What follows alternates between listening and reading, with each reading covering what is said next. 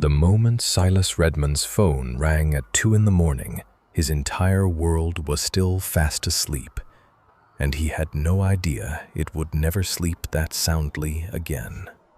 The ringtone tore through the small apartment on the west edge of Albuquerque. Silas lay curled on a faded sofa, still in his work clothes, steel-toed boots still on his feet. He had just finished a 14-hour shift at a substation out past the desert's edge, where his crew was replacing every run of medium-voltage cable before the July heat arrived. The TV was still on, muted, washing pale blue light across a wall that held 2 framed photographs. His body was upright before his brain understood what was happening. That was the reflex of a single father, a reflex forged through 4 years of raising a child alone, when every sound in the night could mean Poppy had a fever, Poppy had a nightmare, Poppy needed her dad. But Poppy wasn't home tonight. She was sleeping over at her best friend Zoe's house, and the number on the screen was one he'd never seen. Who calls at this hour, unless something has gone terribly wrong? Silas's heart was hammering so hard he could hear it in his ears when he answered. "Blake?"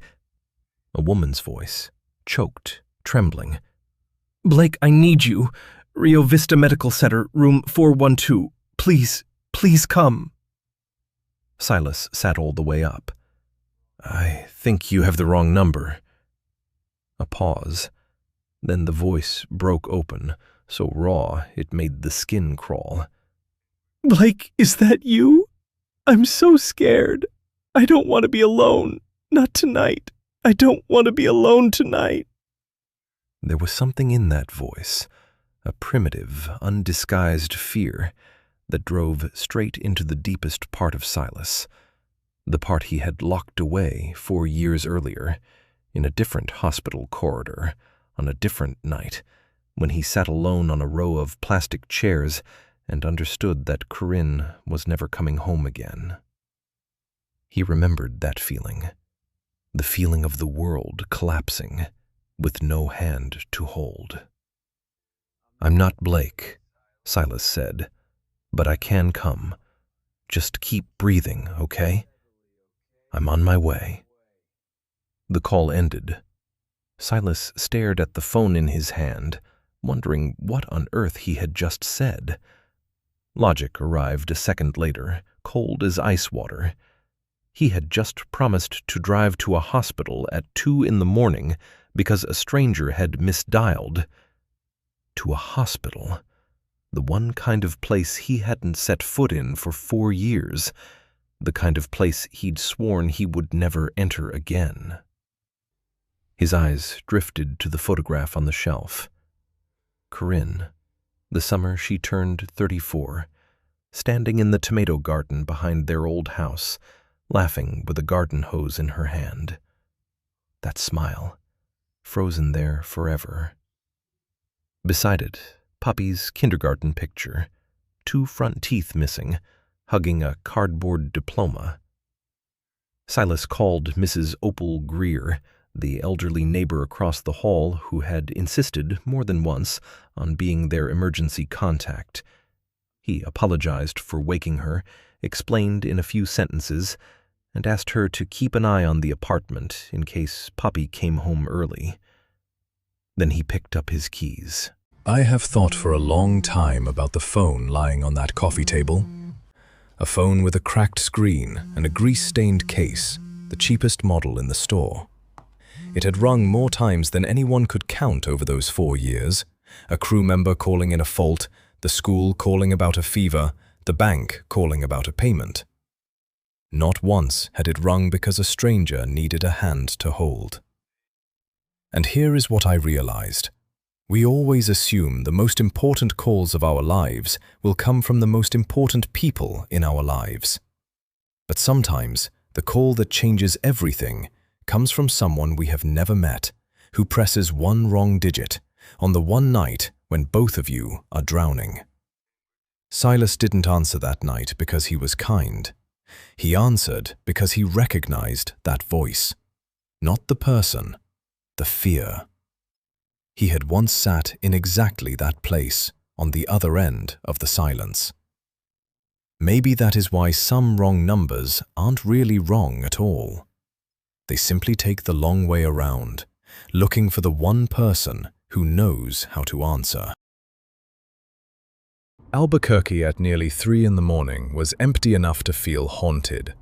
Traffic lights changed colors for cars that didn't exist. The Sandia Mountains stood black against the eastern sky like a fortress wall. Silas drove his old pickup across the city, and with every mile he asked himself the same question. What in God's name am I doing? But the real question didn't begin until the glass doors of Rio Vista Medical Center slid open and the smell hit him. Antiseptic, sheets laundered in chemicals, the smell of corridors where the lights never go out. Silas's feet stopped dead in the middle of the lobby. For 1 second, he wasn't standing in Rio Vista anymore. He was standing on the 4th floor of another hospital, 4 years ago, holding 2 cups of vending machine coffee, watching a nurse walk toward him with the particular gait he had learned to dread. The gait that slows down just before the news. Corinne died at 4:17 in the morning on a Tuesday in October. Ovarian cancer, caught at a stage too late for hope and too early to let go. 11 months. Silas had been there every night of those 11 months, and afterward he swore he would never breathe this smell again. And yet here he was, for a stranger. The elevator opened. Silas stared into that box of white light for a long moment. He could still turn around. But then he thought of the voice on the phone. I don't want to be alone. And he stepped in, pressed 4, and watched the doors close behind him the way a man watches a decision that cannot be taken back. Room 412 stood ajar. He knocked softly. The woman in the bed was younger than he'd expected, early 30s at most. Ash blonde hair spilled across the white pillow, visibly thinning at the temples. Her face was pale, her lips cracked, but her eyes, the grey eyes watching him from inside that tangle of IV lines and machines, still held a stubborn, unbroken light. You're not Blake, she said. No, I'm Silas. You dialed the wrong number. He added quickly when her eyes went wide. I just heard how frightened you were. I couldn't not come. She looked at him for a long time. Then she let out a small, broken laugh, half gratitude and half bitterness. Dahlia Everhart, she said, and it seems the universe has sent me a decent human being in place of a useless ex-boyfriend. The name stopped Silas cold. Everhart Aerospace. The whole state of New Mexico knew that name. The satellite assembly plant on the edge of the city, the fields of white dish antennas out in the desert that he passed every time his crew ran cable along Interstate 25. The aerospace company Arthur Everhart had built from nothing. That world was not a few streets away from his grease-stained electrical shop. It was a few galaxies away. Blake and I broke up almost a month ago, Dahlia said, wincing as she tried to sit up. The doctors said tonight would be bad, and I went and called him anyway. Stupid, I know. She smiled, and the smile tasted bitter. You want to know the funniest part? I deleted his number 3 weeks ago. Tonight I dialed it from memory. 10 digits I'd known by heart for 3 years. And I still got it wrong. The remark drifted past like a small detail. No one in that room, not even Dahlia herself, realized it would come back on another night, much later, carrying an entirely different meaning. The door opened. A doctor entered, short salt and pepper hair, every movement clipped and urgent. The latest results aren't good, she said. We need to adjust the protocol tonight. Then she turned to Silas. I'm Dr. Hannah Voss, and you are… Silas Redmond, a friend of Dahlia's. The lie slipped out of his mouth as lightly as a breath, startling even himself. Out in the hallway, Dr. Voss lowered her voice. Miss Everhart has severe aplastic anemia. Her bone marrow has all but stopped producing blood cells. We've had her on immunosuppressive therapy for 3 months, but her body has stopped responding. Tonight her white count has bottomed out and she's running a fever. For a healthy person, a minor infection. For her, it can be a death sentence. The next 48 hours are critical.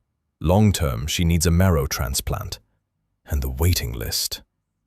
She didn't finish the sentence. She didn't need to. Silas stood there, swallowing each word like a stone. He knew this language. He had learned it over 11 months in a different hallway. Counts, response, critical window. She wants you to stay, Dr. Voss said, even if you're not family. For a patient in her condition, having someone at the bedside isn't a nicety, it's a clinical factor. Silas looked at the door of room 412. Everything in him screamed at him to run. This smell, these numbers, this script. He had performed it once already, and it ended at a headstone on the edge of town. No one was forcing him to perform it again. He walked into the room. Dahlia looked impossibly small now. The armor from earlier had fallen away completely. "The doctor told you the dangerous part," she whispered. "People usually run the moment they hear that part." "I'm not people," Silas replied, pulling up a chair. "So, Dahlia Everhart of Everhart Aerospace. Tell me why the heir to an entire satellite company is lying here alone at 3 in the morning. You recognize the name. I run power cable past your antenna farm all the time. Those giant white dishes out in the desert. The electricians have a joke. We say they look like mushrooms after rain." Dahlia laughed, a real laugh, the first of the night. And so they talked. "Who's the most important person in your life, Silas Redmond?" she asked. "My daughter, Poppy. She's 10. The answer came without a single second of thought. "Everything else is detail." "Tell me about her." "She argues with me about direct current," Silas said, and found himself smiling without noticing. "I'm serious. She's 10 years old and she is convinced Edison cheated Tesla. She draws constantly. Utility poles, power lines, sunsets. Her teacher says most kids draw houses and suns. Mine draws the medium voltage grid. She's like her mother. That way of looking at something broken and refusing to believe it can't be fixed. Her mother. Gone 4 years now. Cancer." Silas looked down at his hands, at the calluses and the grease that never fully washed out. "Corinne. She grew the best tomatoes on the block and lost to me at tic-tac-toe for 10 straight years without once admitting it." Dahlia was quiet for a long moment. Then she said, so softly it nearly dissolved into the hum of the monitors, "And you still came here, into a hospital, for a stranger." Silas didn't answer. There are questions that get ruined by answering them out loud. In return, Dahlia cracked open her world. Her father, Arthur Everhart, dead of a stroke 18 months ago, leaving his only daughter a company of 4,000 people and a board of directors that had never believed in her. A mother remarried and living in Europe, who called once a month at whatever hour the time difference allowed. A boyfriend of 3 years who vanished exactly 2 weeks after the diagnosis, leaving behind a voicemail she still hadn't managed to delete. "I'm sorry. I wasn't built for this." And friends, a word, she said, that turns out to come with an expiration date. And the expiration date is the day you get sick. "The doctors say I might not make it through tonight," she said at last. "That's why I called Blake. I didn't want to die alone." Silas's heart dropped. "Then I'll stay," he said, quiet but solid as bedrock. "No one should face this alone." That night, beside a cold white hospital bed, a single father who worked as an electrician and an heiress who was running out of time sat together through the fever, through 3 changes of antibiotics, through that stretch around 4 in the morning that Silas knew better than anyone was the hardest to cross. And neither of them knew they had just taken the first steps into a story that would turn both of their lives inside out. Dahlia survived the night. She survived it stubbornly, in defiance of every grim prediction. When dawn stained the Sandia Range red outside the window, the fever broke, and Dr. Voss stepped into the hallway with a walk that, this time, Silas didn't have to fear. Before he left, Dahlia asked for his phone number. Properly, directly. A deliberate exchange, not a misdial in the dark. "I don't know how to thank you," she said. "People don't usually need thanking for the things everyone ought to do," Silas replied. "Take care of yourself, Dahlia Everhart." He left the hospital absolutely certain that this was the end of one strange night. He had a daughter to pick up at 9, an industrial panel to rewire for a customer, a life to return to. He had no idea how wrong he was. 3 days later, just as Silas was pulling down the shutter at Redmond Electric, a gleaming black SUV rolled into the lot. The driver stepped out, gray suit, expressionless face, and handed him a cream-colored envelope. "Miss Everhart requests your presence at her residence tomorrow evening at 7. She instructed me to tell you that this matter is very important." Silas's first instinct was to refuse flat out. His life was already tangled like a bundle of burnt wire.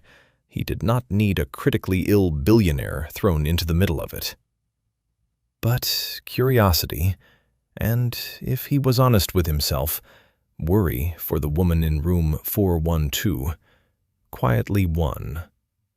For the next 24 hours, he couldn't focus on anything. The following morning, Poppy studied her father across the breakfast table with knitted brows. "Dad, you just put salt in your coffee. And you packed a wrench in my lunchbox. What is wrong with you today?" The Everhart residence sat on the hillside north of the city, overlooking the Rio Grande Valley, a composition of glass and desert stone. Silas stepped out of his truck in the most carefully ironed shirt he owned and the best shoes he had, and still felt like a stray bolt dropped into a jewelry box. Dahlia was waiting for him in a room full of late-afternoon sun. She looked far better than she had under the hospital lights, a hint of color in her cheeks, a silk scarf wrapped artfully around her head.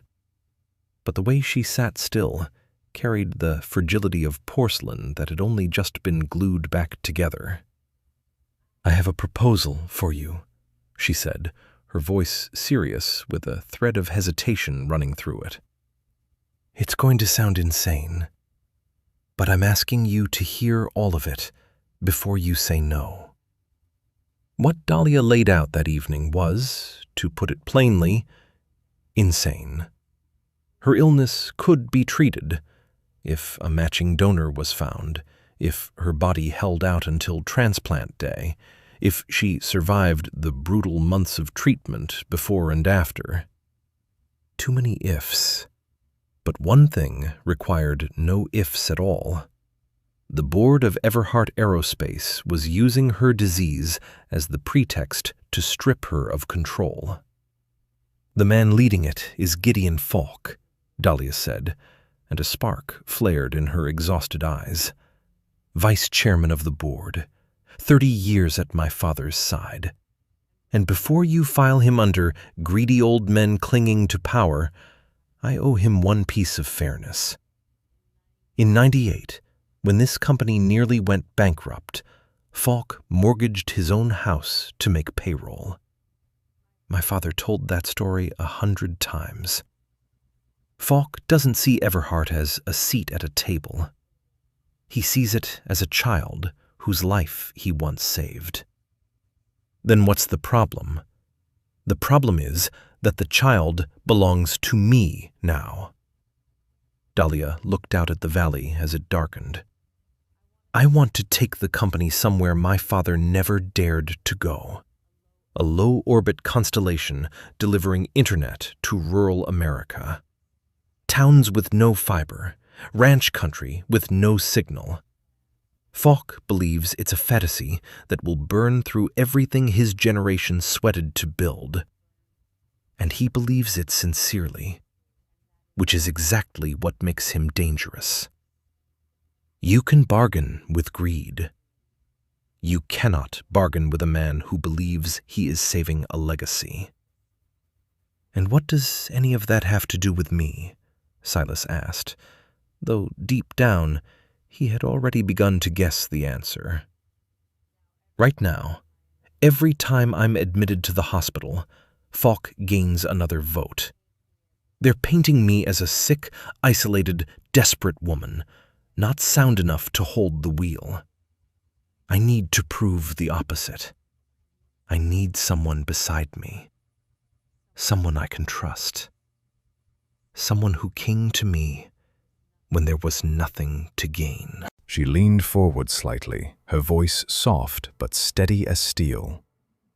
I want to hire you, Silas, as my companion. You'll come with me to treatments, to board meetings, to public appearances.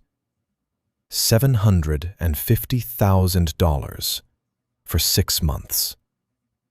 Silas laughed, certain she was joking.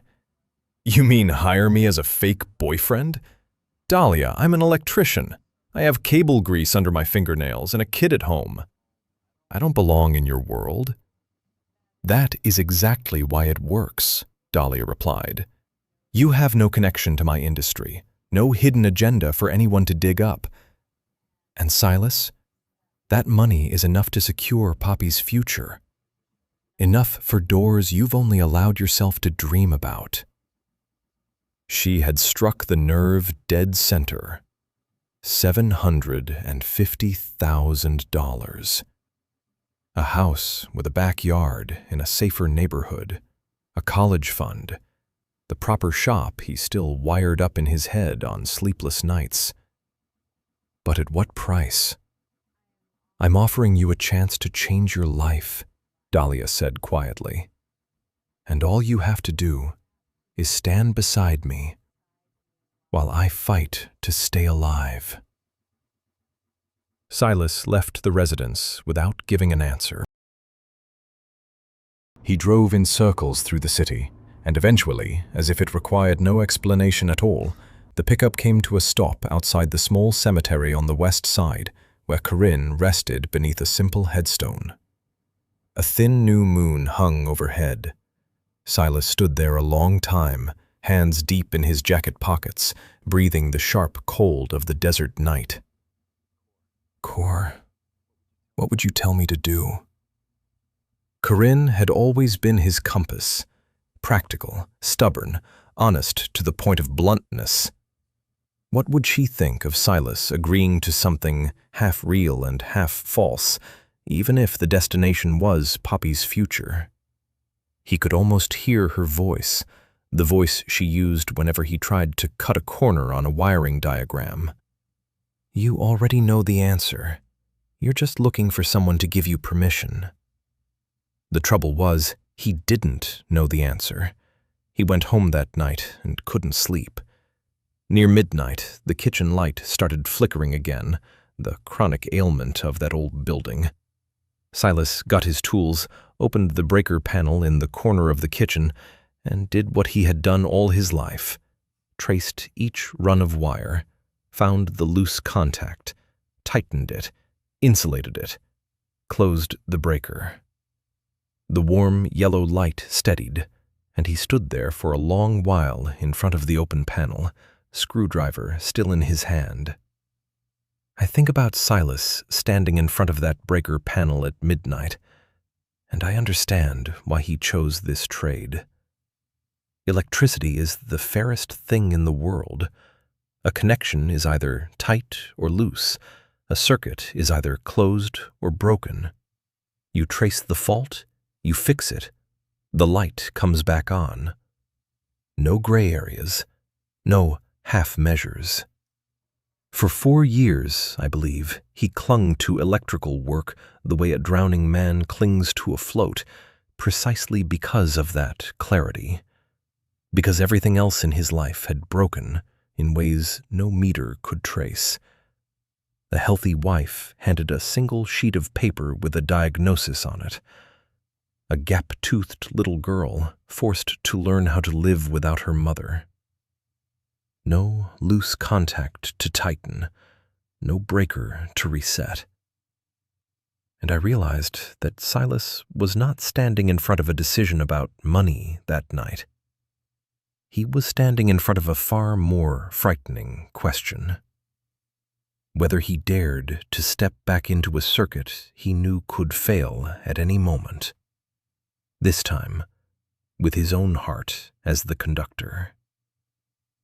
The next morning, the answer arrived in the way he least expected.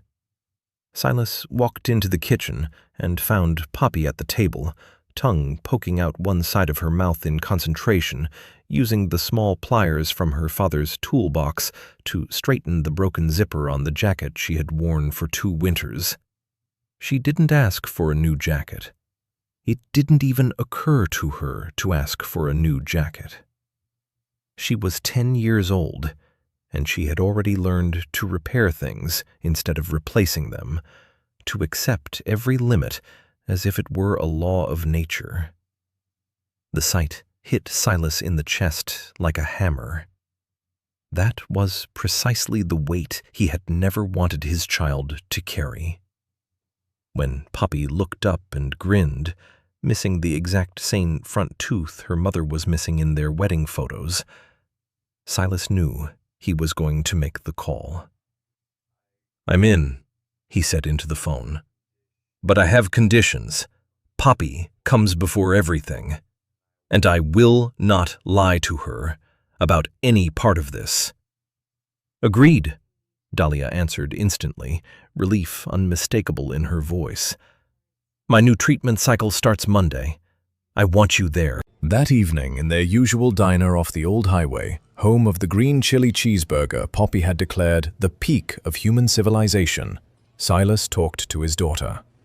He explained it slowly. Dad would be working with Miss Dahlia Everhart for the next 6 months, helping her get through her treatment, and because the two of them would be seen together a lot, people might think Dad was dating her. Poppy set down her burger. "Well, are you dating her? Is she going to be my new mom?" "No, bear cub, nothing like that. She's just someone who needs help, and I happen to be someone who can help." The girl looked at her father for a long moment with a measuring gaze that made him squirm, a gaze so much like Corinne's it hurt. "But if you're pretending to date her, isn't that lying?" The question went straight through Silas. "Yes, in a way it is," he admitted, because he could not ask his daughter to keep principles he was bending himself. But sometimes life is more complicated than that. There are lies people tell to hurt someone, and there are lies people tell to shelter someone who truly needs it. Poppy tilted her head. "Like when I told Mrs. Opal her cookies were delicious, even though they were burned black and hard as bricks?" Despite everything, Silas burst out laughing. "Yeah, something like that." Poppy nodded with the gravity of a judge delivering a verdict. Then she went quiet for a while, her finger tracing circles on the tabletop. And when she spoke again, her voice had shrunk. "Dad, is she sick in a hospital?" "She is. Why, sweetheart?" "I don't like hospitals." Poppy didn't look up. "They smell like Mom did. At the end." Silas took his daughter's small hand across the table, and for a moment, the two of them sat inside the noise of the diner, listening to a private silence only they could hear.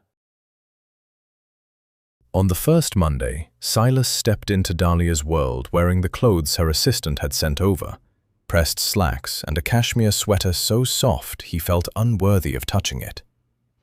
The assistant's name was Camille Winters, hair pulled back tight, eyes that always seemed to be running 3 steps ahead of the present moment. She met him in the residence foyer with a printed schedule. "I've worked for Miss Everhart for 5 years," Camille said as she led him down the stone hallway. "Since I was an intern." She hesitated for a second, then added more quietly, as if reminding herself, "The Everharts saved my family once. I don't forget things like that." Silas didn't ask. Later, he would wish with everything in him that he had. Dahlia's private treatment center was nothing like anything he had imagined. Leather recliners instead of hospital beds, warm lamplight instead of fluorescent glare, fresh flowers replaced every morning. But within 10 minutes of the first needle finding a vein, Silas understood something. Money can buy beautiful lighting. It cannot buy a different truth. The truth was this. By the second bag of medication, Dahlia began to shake. Not a shiver, full rigors that rattled the frame of the recliner, teeth chattering in a room set to 73 degrees. The nurse layered on warming blankets, pushed medication, charted, stepped out. Then the nausea came. Silas didn't have time to call anyone. He only had time to grab the kidney-shaped basin and hold her shoulders. And he kept holding them, while the woman who had corrected his tie that same morning doubled over and retched herself empty, her fingers digging into his forearm with none of a CEO's strength left in them. When it finally subsided, she lay gasping, hair plastered to her forehead. On the white pillow, Silas saw ash-blonde strands shed in a thin drift. He gathered them away, quietly, before she could see. "You don't have to stay in the room," Dahlia rasped. "The lobby is fine. Everyone here knows who I am." "I'm not here for show," Silas replied. He pulled the chair closer. "Tell me about your company, Everhart Aerospace. What exactly do you people do with those mushroom farms?" 3 hours passed to the steady drip of the IV. Dahlia talked about her father's legacy, about the low-orbit constellation, about the towns right there in New Mexico where kids still sat in library parking lots to catch Wi-Fi for their homework. Silas listened, asked questions, and slowly watched the color climb back into her pale cheeks. The afternoon belonged to the board. The Everhart Tower stood in the tech corridor on the south side of the city, a slab of black glass reflecting the desert sky.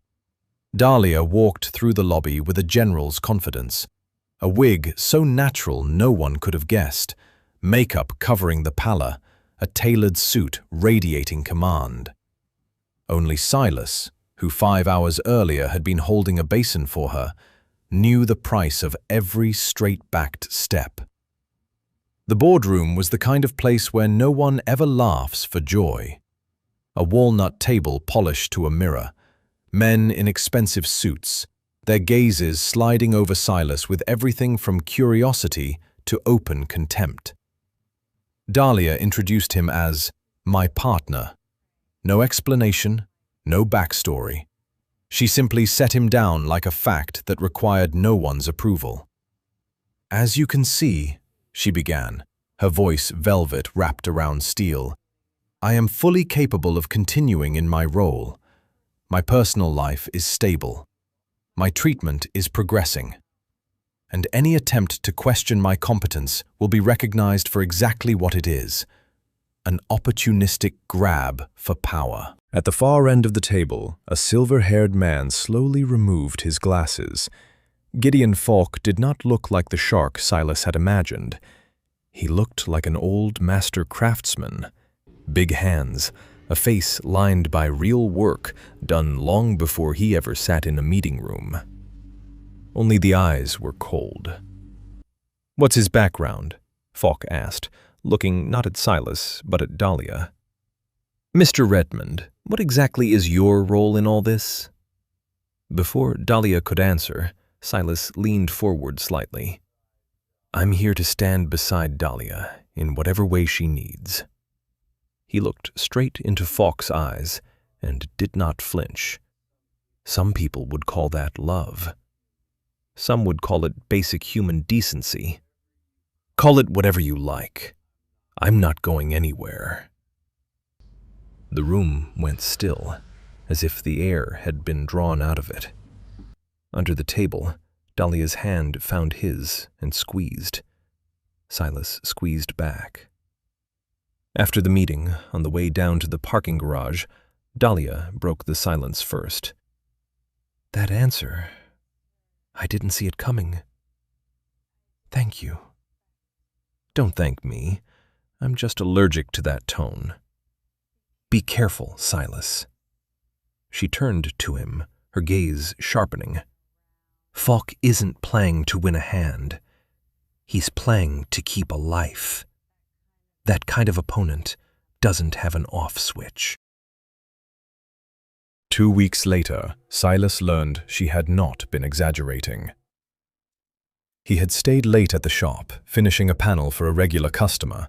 When he pulled down the rolling door, he saw him, Gideon Falk, standing beside a black sedan parked across the lot, hands clasped behind his back, studying the peeling Redmond electric sign the way a man studies an antique. "Decent shop," Falk said. "I started with my hands too, you know. Aeronautical engineer. 40 years ago, I spent more time under aircraft than in beds." He turned around, and the smile was gone.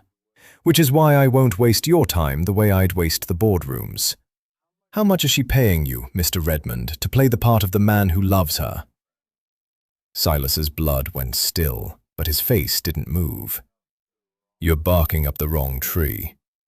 "Am I?" Falk took a step closer. "Your daughter, Poppy, isn't it? Sandia View Elementary. Quite the little artist, I hear." He let the sentence hang for exactly 3 seconds, long enough for it to become what it truly was.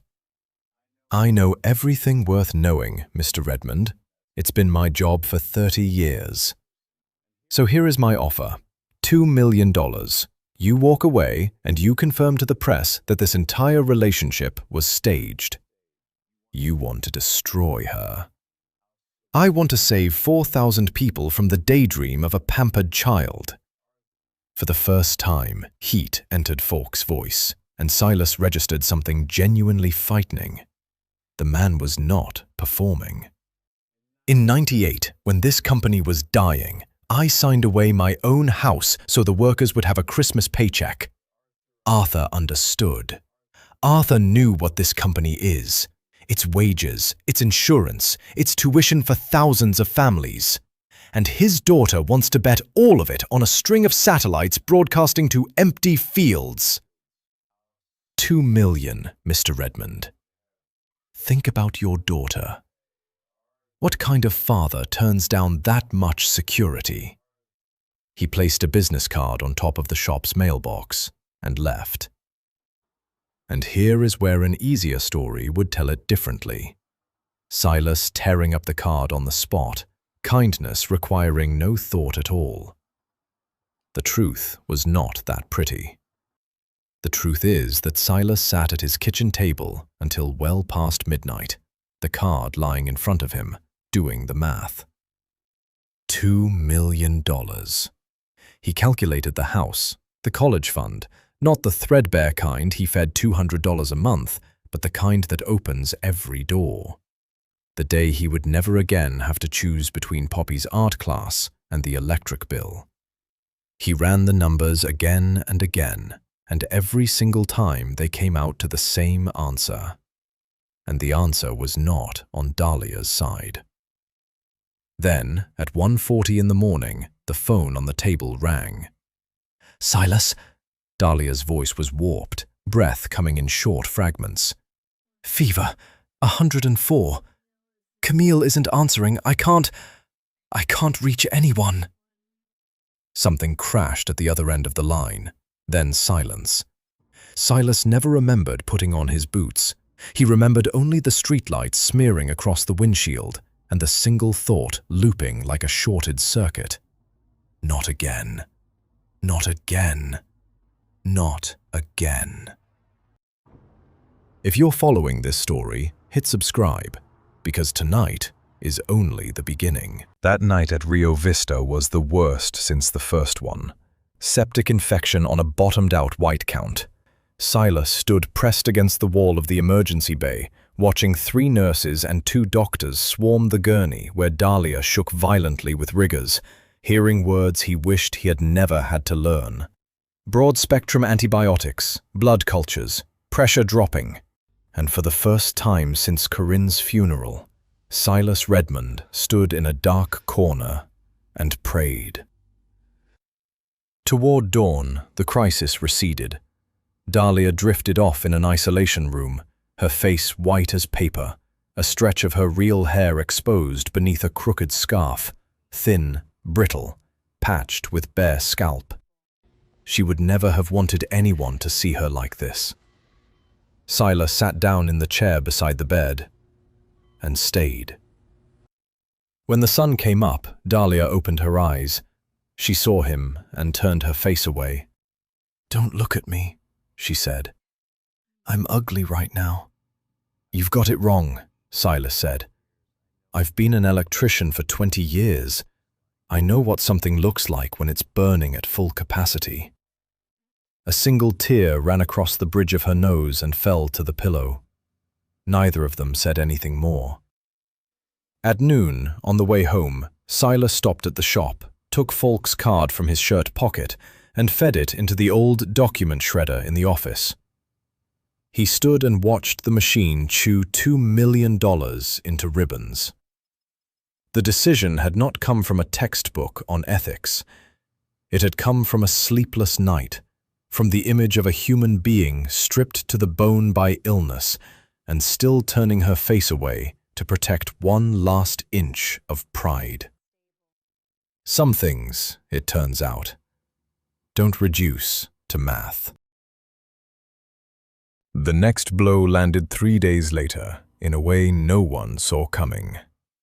The photograph surfaced across the tabloid sites at 6 in the morning, Silas entering the Everhart residence at nearly 2 a.m., the very night he had raced over for the emergency call. Another shot of Camille handing him a thick envelope in the foyer, his first month's pay by check, though through a telephoto lens it looked exactly like a brick of cash. And worst of all, 2 pages of the contract, blurred but legible enough to make out the word companion, and a number. Everhart heiress hires fake boyfriend to deceive board and public. Everhart aerospace stock dropped 15 points before the market even opened. Dahlia's phone would not stop ringing. Silas drove to the residence with his stomach in knots. He found Dahlia in the reading room, sitting very straight, very still, eyes fixed on the news ticker crawling across the screen. That stillness was more frightening than any panic. "I'm sorry," he said the moment the door clicked shut. "Falk's people must have been following me. It's not your fault." Dahlia's voice was perfectly level. "But there's something worse than the photos, Silas. Photos you buy with a private investigator. The contract." She turned, and for the first time he saw a genuine crack in her. "The contract exists in 3 copies. Mine, my attorney's, and the one in the office safe. A safe that exactly 2 people have the code to." She didn't say the name. She didn't need to. But that was a problem for the evening. The morning demanded firefighting. And that was when Dahlia smiled, a small, calculating smile that reminded Silas that underneath all that fragility was a woman raised to run an empire. "We're not denying anything," she said. "Denial hands them the story. We're going to take it back." The press conference was held on the front steps of the Everhart Tower. Cameras in rows, reporters packed onto the stairs. Dahlia stood tall, Silas beside her, and she began to tell their story. The true version, minus only the parts no one had any right to demand. "Yes," she said, "my relationship with Silas began as an arrangement." The crowd surged. Dahlia waited for the noise to settle, then continued unhurried. I had just received a diagnosis that terrified me. In the middle of the night, I dialed a wrong number. And instead of hanging up, the stranger on the other end drove to the hospital and sat with me through the most frightening night of my life. After that night, yes, I asked him to be my companion through treatment, under a proper contract, because I needed one person in my life with no ties to the money and power around me. What I did not anticipate.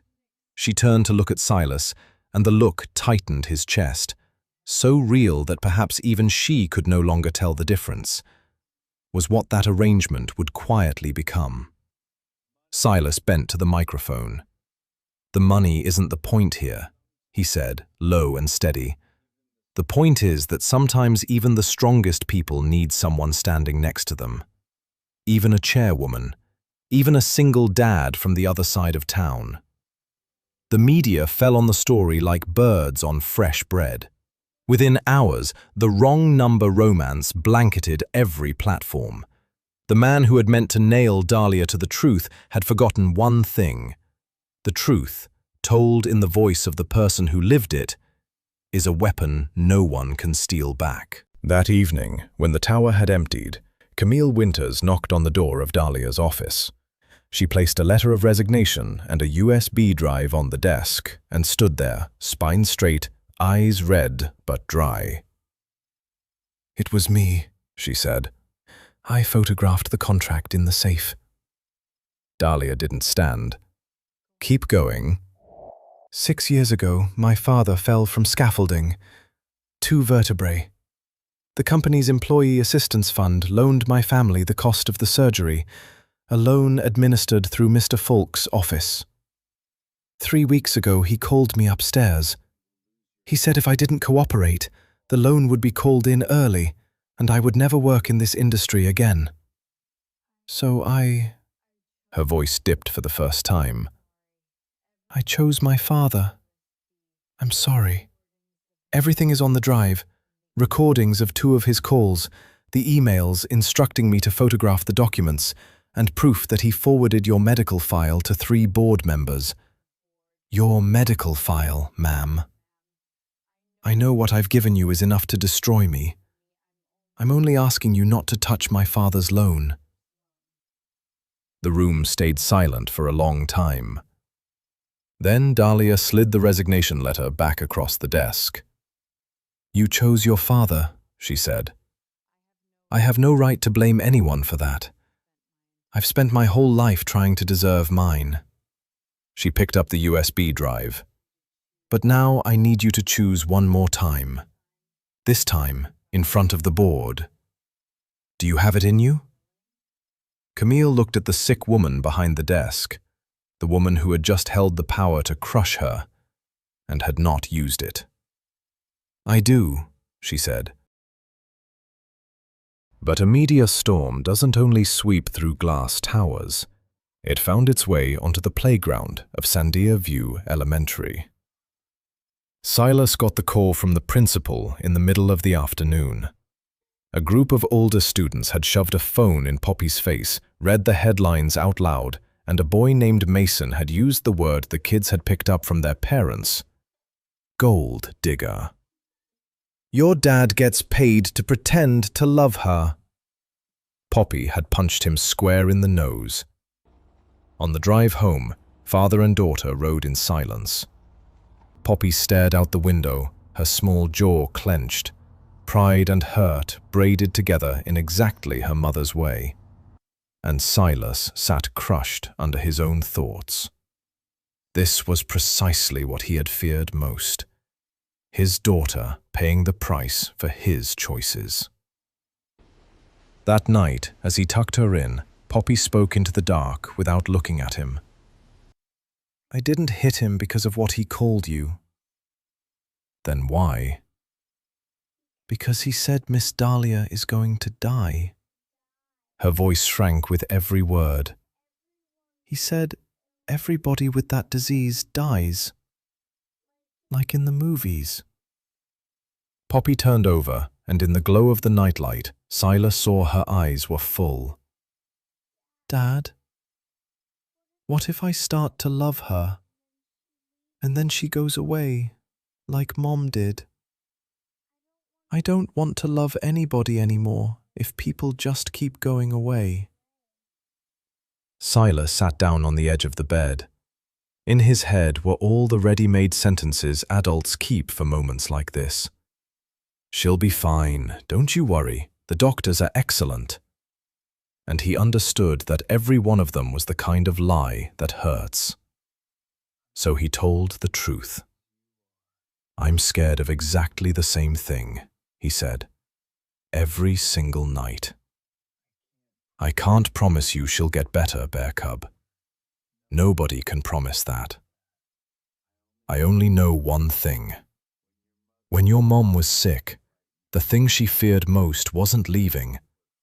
The thing she feared most was that you and I would stop daring to love people because of it.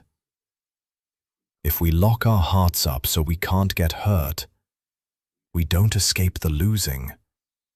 We just lose everything sooner than everyone else."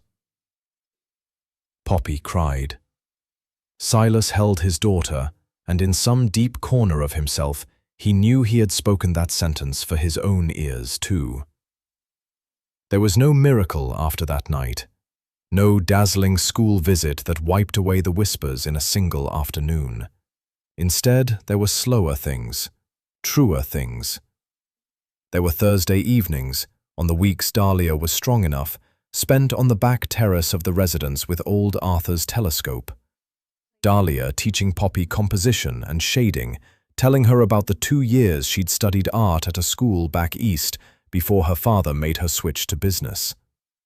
There were the drawings Poppy carried to class, one at a time, until the kids forgot the headlines and only asked what she'd drawn today. And there was the day Mason mumbled an apology in the hallway. And Poppy, after 3 very Corinne-like seconds of deliberation, held out her newest drawing for him to see. The first drawing Poppy ever finished under Dahlia's guidance still hangs on the refrigerator door in the Redmond apartment. I have looked at it for a long time. A row of utility poles running toward a sunset, her father's world. And above the power lines, in the violet band of sky, one small point of light in motion. A satellite. The world of the woman who taught her to hold a brush. Children cannot lie in pictures. We adults spend months tangled in our questions, real or pretend, contract or kinship, money or heart. And that 10-year-old simply drew both worlds into the same sky, because in her eyes, they had been sharing a sky for a long time already. Here is what I realized. We keep asking ourselves when exactly our hearts began to change. But the person who sees the answer first is usually not us. It's a child, standing at the refrigerator, holding a roll of tape. In the 5th month, 2 pieces of news arrived 3 days apart. The first came from Dr. Voss in a phone call Dahlia answered in the middle of dinner and had to sit down for. The marrow registry had found a matching donor. The transplant was scheduled in 2 weeks. The second came from the office of the board secretary. Gideon Falk had formally called an extraordinary session, a vote of no confidence in Dahlia Everhart's leadership. The date, chosen by Falk himself, fell precisely on day 3 of the high-dose conditioning regimen, when Dahlia would be lying in a sterile isolation room, unable to appear. "He's done the arithmetic," Dahlia said, her calm chilling. "An empty chair in the middle of the boardroom. That's his entire presentation." "Then don't leave the chair empty," Silas said. On the day of the meeting, the 30th floor boardroom went dead quiet as the large screen at the end of the room came to life. Dahlia appeared from her isolation room at Rio Vista, and the whole table held its breath. No wig, no scarf, her bare scalp under the hospital lights, 2 IV lines taped to the back of her hand, and those grey eyes looking straight down the lens, as sharp as the first day. "You wanted to see me weak," she said. "Then look closely. This is me, on day 3 of a myeloablative regimen, 2 days before my transplant. I'm done hiding it. But before you vote on my competence, there is someone here who would like to speak to the competence of the man who called this meeting." Camille Winters rose from the secretary's row. Her hands were shaking. Silas, seated at the back of the room, could see it clearly, but her voice was not. She laid it out piece by piece: 2 recordings, the email chain, and the documented fact that Gideon Falk had forwarded the chief executive's confidential medical records to 3 members of the board. A violation the head of legal, sitting right there, needed only to nod at to name. Falk didn't deny it. That, perhaps, was what silenced the room longest. He sat and listened to all of it, then slowly took off his glasses, cleaned them, put them back on. "In '98, he said, to no one in particular, "I mortgaged my house so this company would live. I believed I was doing the same thing all over again, saving it at any cost from a gamble." He looked up at the screen, at the bald woman looking back at him. "But you don't save a thing by poisoning it. Arthur would have told me that." He stood and buttoned his jacket with the broad hands of an old craftsman. "I withdraw the motion, and I resign." At the doorway, he paused for 1 second without turning around. "I hope you survive, Miss Everhart. I mean that." The vote never took place. The transplant did, right on schedule. A single bag of deep red cells runs slowly through a central line over 40 minutes, so quiet it was hard to believe this was the border between 2 halves of a life. Then came the waiting.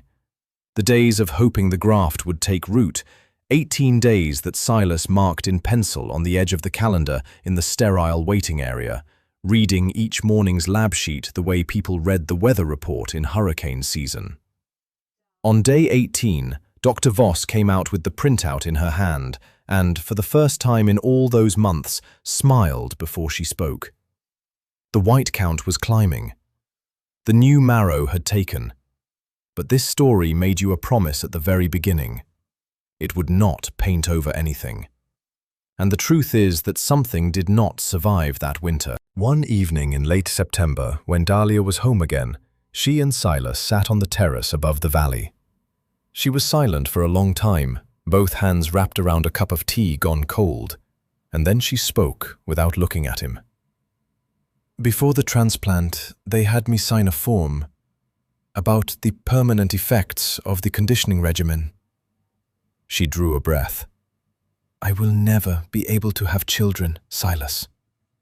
I knew beforehand. I signed it alone in the isolation room, and I told myself I had made my peace with it. Trading that for my life, easy math, right?" Her voice broke on the last word. "Then why do I keep dreaming about a child who has no face?" Silas did not say, "At least you're alive." He did not say, "We could adopt." He had sat beside enough hospital beds to know that some griefs do not want solutions. They only want someone who stays. He took her cold hand in his, and they sat like that until the fog came up white over the valley, mourning a person who had never existed, and now never would. That wound did not heal. It only changed its address. A few weeks later, Poppy ran up to Dahlia with the invitation to her school's art showcase, pointing at the signature line at the bottom. "This box says parent or guardian," the girl announced, entirely serious. "Can I put your name? You're the one who taught me to draw." Dahlia held that sheet of paper for a long time. Then she signed it, in the most careful handwriting Silas had ever seen from her, including on contracts worth $100 million. In October, Everhart Aerospace successfully launched the first 6 satellites of its rural broadband constellation, the project the board, after everything, had approved unanimously. That night, 3 people lay in the bed of Silas's old pickup, parked on a rise east of the city, wrapped in 2 shared blankets, passing a thermos of hot cocoa back and forth. Poppy lay in the middle, drawing paper on her chest, waiting. The Sandias loomed black behind them. The whole desert sky opened up ahead, so thick with stars you could almost hear them. "There," Dahlia whispered. A small point of light, silent and steady, threading between the constellations, like a needle stitching its way across the sky. 6 months ago, it had been a fantasy in a boardroom. Now it was passing over towns where, tomorrow morning, for the first time, the kids would not have to sit in a library parking lot to do their homework. "Hey," Silas said quietly, once Poppy had drifted off between them. "You still owe me an answer. That night, what if you dialed Blake's number right?" Dahlia was silent for a long while. "I've thought about it constantly," she said. 10 digits, memorized for 3 years. People don't misremember like that, Silas. I think my hand was dialing his number, but some part of me already knew he wasn't going to come. And that part got 1 digit wrong on purpose. She turned to look at him, the whole sky reflected in her eyes. My memory refused to call the man who wouldn't pick up. It was saving the line for the one who would come. I watched that point of light travel the full arc of the sky and disappear behind the mountains. And I thought about the phone with the cracked screen on the coffee table, where all of this began. A satellite, in the end, does exactly one thing. It catches the signal of a person in one place and carries it to a person in another. 2 human beings who could have lived their whole lives without ever touching. That night, a signal went out from room 412, searching for a name, and landed on a faded sofa on the far side of the city. People call that a misdial. But the longer I tell this story, the less I believe in the word wrong. Because every signal is only ever searching for one thing: a place where someone is willing to pick up. And perhaps the greatest luck of a human life is not that we never have to call out into the dark. It is that when we do, even 1 digit off, there is a voice at the other end that says, "I'm not the one you're looking for, but I can come." If this story touched you, leave a like and share it with the one person you know for certain would pick up, even if you called at 2 in the morning. Subscribe so you don't miss the stories still to come. And remember, sometimes a wrong number is destiny. Dialing.